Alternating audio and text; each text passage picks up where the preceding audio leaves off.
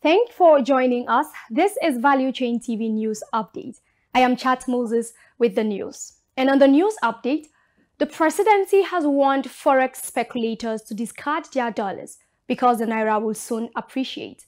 Special advisor to the president on information and strategy, Bayo Onanuga, made this call in a statement on his X handle. Onanuga, while reacting to the Central Bank of Nigeria, CBN, disclosed that it had cleared the $7 billion foreign exchange backlog inherited by Governor Yemi Cardoso. He urged speculators to quickly dump their dollars to avoid tears. The Chief of Naval Staff, Vice Admiral Emmanuel Ogala, affirmed the military's commitments to addressing kidnapping, banditry, and other security challenges in Nigeria. Speaking at the CNS annual Ramadan Iftar in Abuja, Vice Admiral Ogala emphasized the need to public support in restoring the state's authority nationwide. He highlighted the unity of humanity amid the simultaneous observance of Lenten and Ramadan period.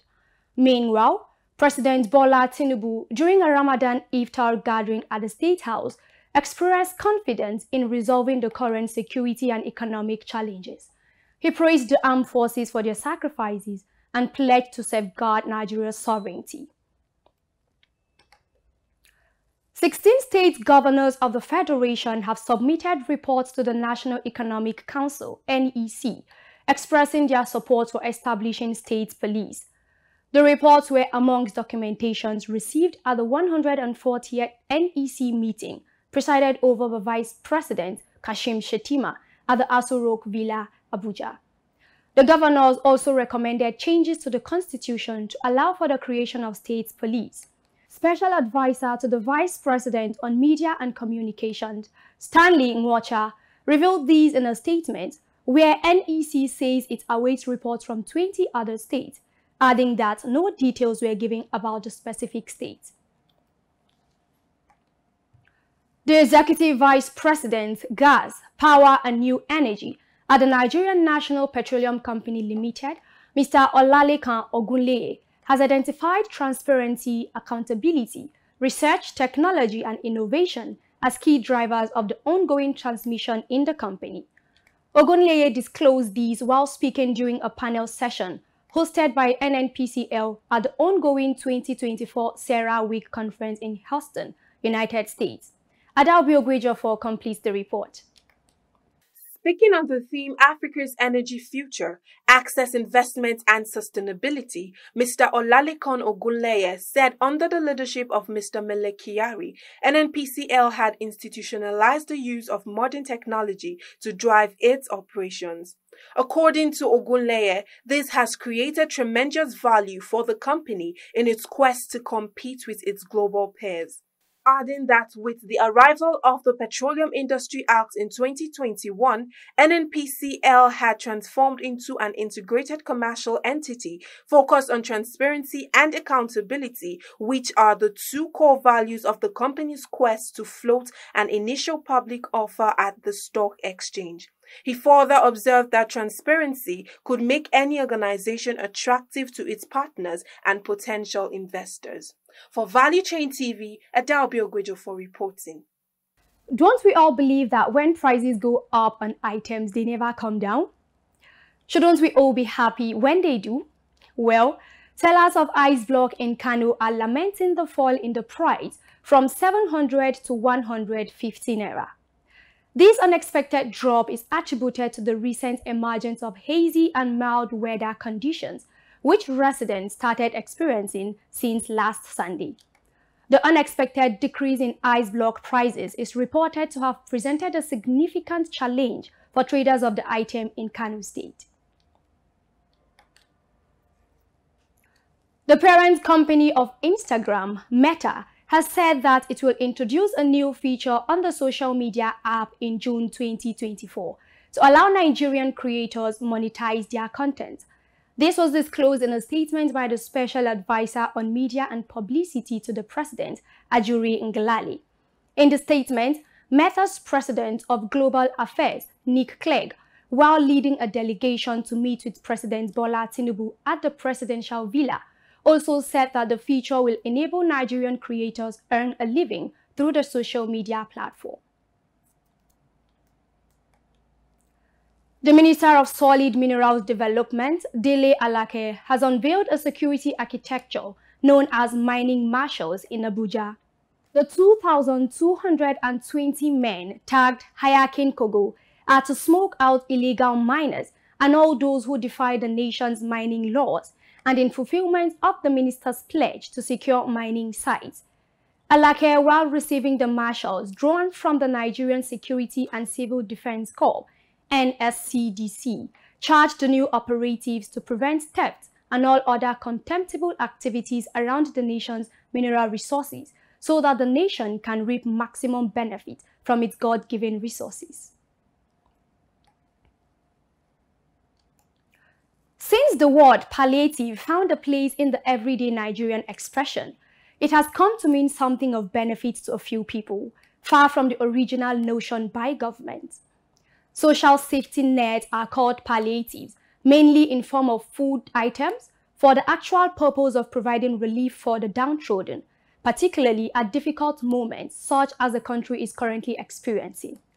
Only recently, palliatives from government have been subjected to scrutiny yet again, with the Catholic Church through the Ibadan Diocese asking the federal government to stop the exercise of distribution of food items and subsidize their prices instead, since, according to them, the distribution of food items do not get to vulnerable Nigerians.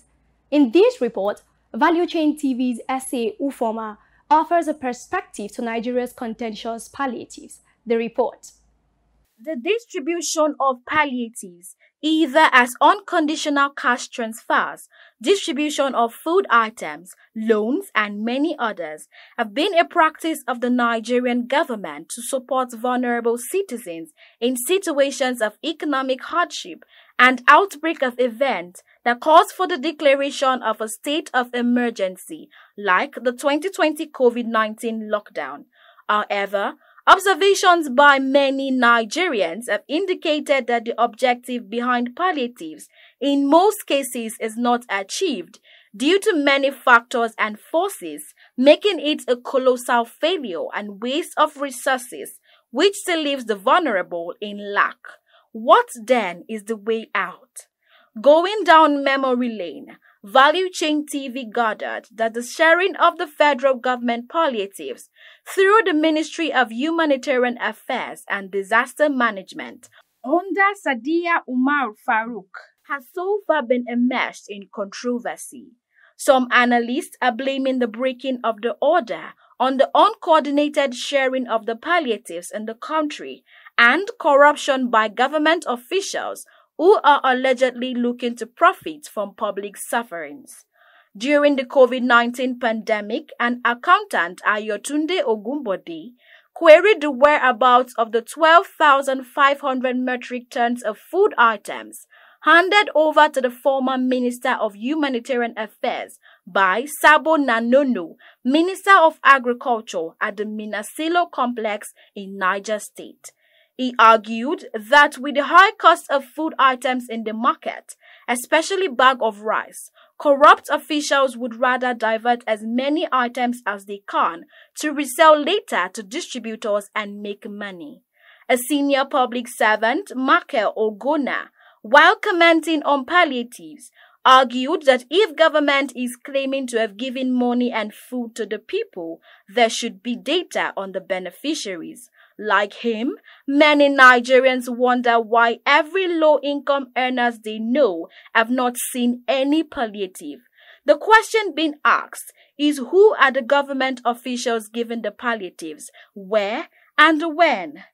Director General, World Trade Organization and former Finance Minister Ngozi Okonjo-Iweala had condemned the Nigerian approach on the palliative distribution, urging the country to learn from Rwanda, where palliatives were distributed door to door, ensuring all vulnerable households are covered.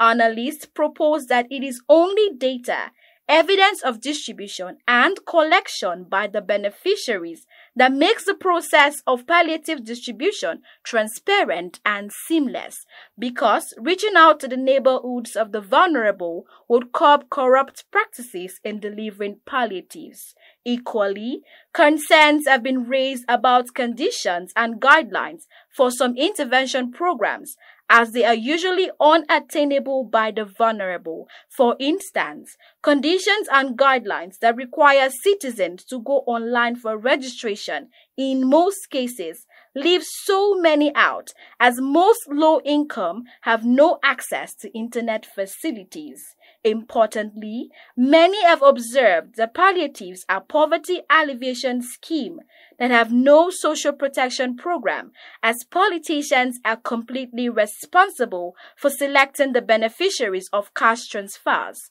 For example, it has been variously suggested that if governments can provide a strategic process of cultivating a qualitative database for vulnerable people with an outline of benchmarks that will serve as determinants for target beneficiaries, then the poorest of the poor will be included. The use of qualitative data being collated in every household enables the accurate and scientific measurement and tracking to assure of accuracy of impact and other intended outcomes towards resolving poverty. In the end, the suggestion of the Catholic Church gives us all some food for thoughts. Among these, governments can buy food items and sell at subsidized price to vulnerable citizens.